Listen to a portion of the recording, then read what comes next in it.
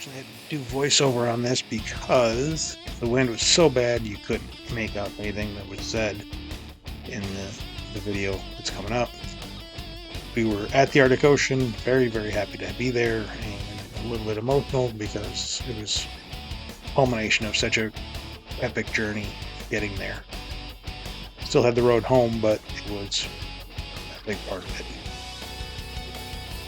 Hey y'all, Trippy Spiker here. This is the opening video for day 16. This morning I guess I probably could have started with, we went out to the Arctic Ocean, dipped our feet in the water a little ways and froze a little bit. It was cold and windy and foggy, and that's the way it goes. We are now southbound on the Dalton, heading back to Fairbanks.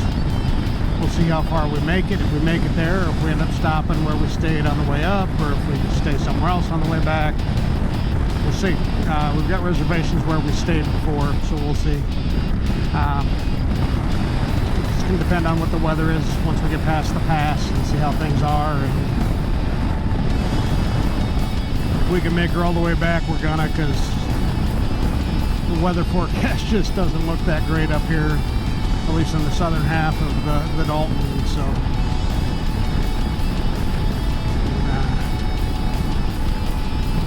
if we make it to Coldfoot, we're over halfway. The Dalton itself is 414 miles and Coldfoot is 240 from Dead Horse, so you're talking well past the halfway point. About 180 miles to go, not even 174 miles to go. So if we can do that and get off of this dirt and mud, which we're not on the dirt yet, obviously we're on tarmac on the northern part, but once we get to the mud, we're hoping to get past that before it gets too messy, or if it's not too messy, we're going to try and get past. It's kind of nice to make it back to Greg and Melissa's tonight and take at least a day, if not 2 days off there, and decide what we're going to do with that extra day. If we're going to take it off, we're going to leave earlier, if we're going to go over to Anchorage, we don't know yet if we make it. It just depends on what happens today and how we feel tomorrow, and what we decide to do. We're definitely going to try and make some time. We didn't get a real early start because we didn't get back from the shuttle from the ocean till about 10:30, 10:15, somewhere in there. So we're kind of hammering down, burning the miles as fast as we can and see what happens. As of now, it's a gorgeous day. It's actually substantially warmer as we've gone south out of Dead Horse. It's gone up almost 20 degrees actually since we left Dead Horse. So we're kind of enjoying that at the moment. Now we know it'll go down again when we go over the pass, but once we get past that, then we can see how things are. We're on the, I don't know what you call this, the tidal flats or whatever, south of the Prudhoe Bay and the ocean. The Shark and I were talking last night or late yesterday about all the different ecosystems that we've gone through in this 414 miles. It's just incredible. There are at least 6 or 7 different ecosystems that I can think of that we've gone through, from just forest and woodland and mountain and tundra, tidal plains. It's just crazy. Just a crazy country. It's beautiful in its own way. Every part of it's got its own different beauty and uniqueness. Very cool place. I definitely recommend it.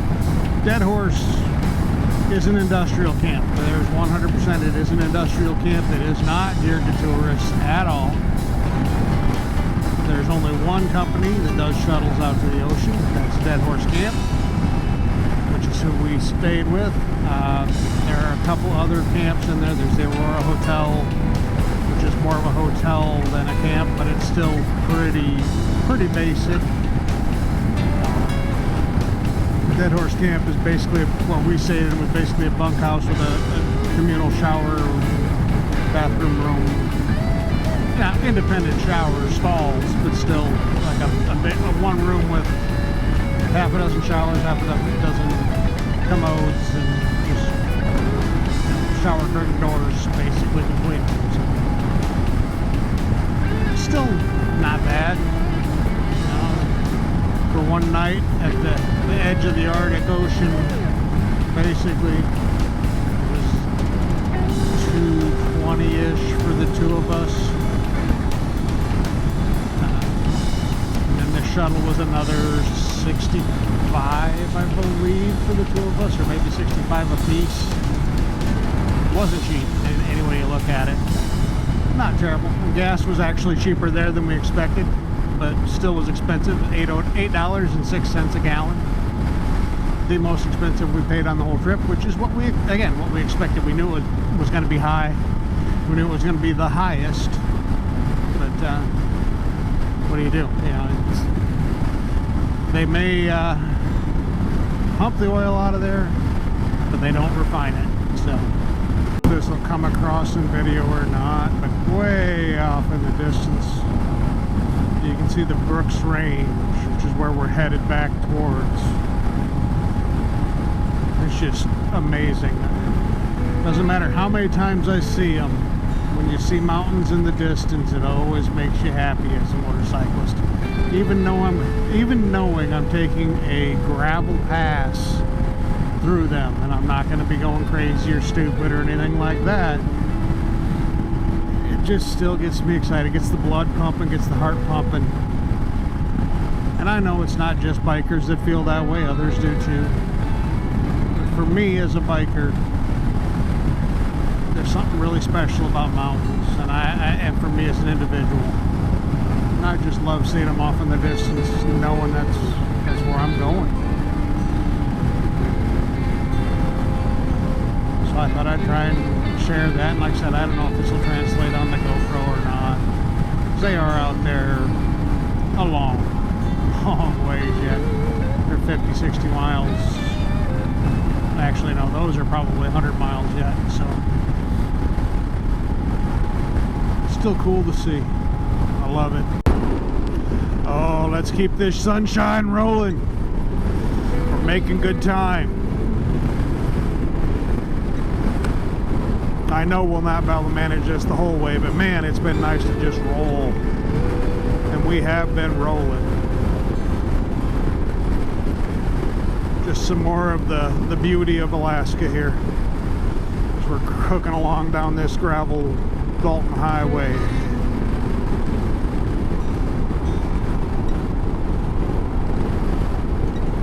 I'm not sure what the river off to the left is here, but I'm sure I'll see soon enough. I think there's a crossing coming up.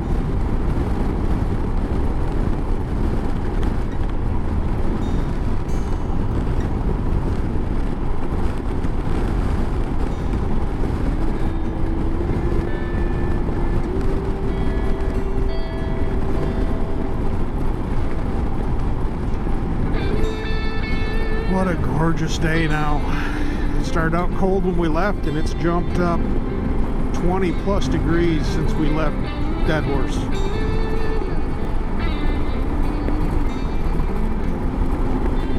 Damn, it's bumpy.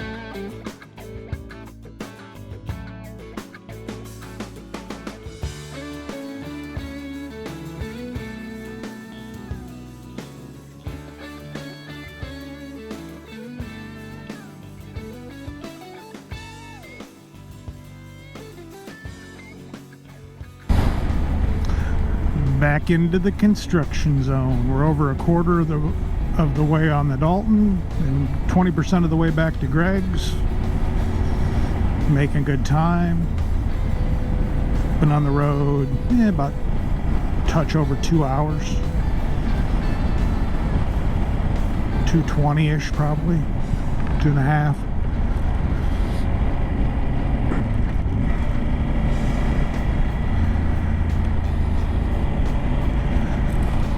$16-mile construction zone. The lady in the pilot car was nice, came and got us, brought us to the front so we didn't have to follow the trucks and eat their dust. It's a nice move, appreciated. I should say nice young lady. She was probably in her 20s. Tell you, people up here are very friendly. It's very nice. And they do look out for bikers. They want us to be safe. You know, it's very dangerous for us on this road, and it's appreciated that the construction workers and the truckers look out for us as much as they do. Nice view of the mountains. Driving a pilot car on this wouldn't be a bad day. Incredible views, and on a good day like today, nice sunshine, wouldn't be bad. Get over Adigan, then we've got a short hop, skip, and a jump to Coldfoot.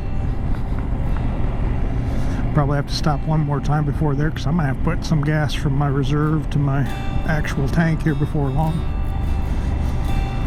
I just only have so much range, especially with my big body on this bike.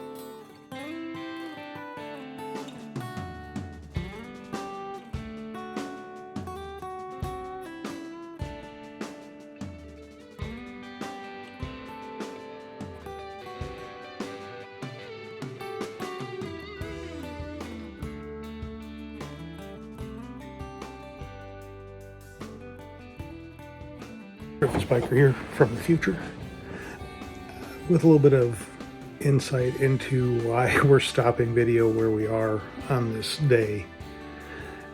Weather turned to very not nice as we got to the north side of Adigan Pass, and the road got very slimy, very wet, and as a result I had to pull my camera because I didn't want to smoke it because I run open because of doing audio. So I put my camera away, and we made it through some very sketchy roads and did end up going all the way back to Fairbanks that night. We put in about 12 hours to do 525 miles, I think it was. And we were both pretty whipped. We didn't do much the next day. I think we might have washed the bikes that day, and then the next day we did oil changes and service and got them ready for the road home.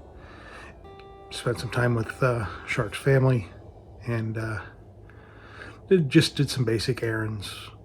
Got laundry done for the road home, that kind of stuff. But yeah, the video is kind of abruptly stopped just because of the weather was atrocious.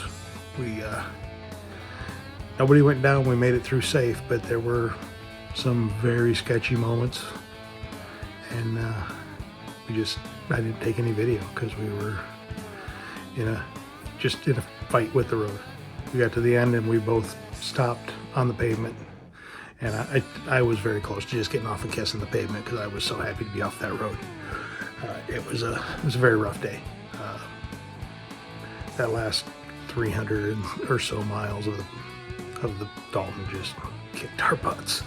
So we not any video really for it. Just really happy to get back though, and hope you're enjoying us going along for the ride. All right, thanks.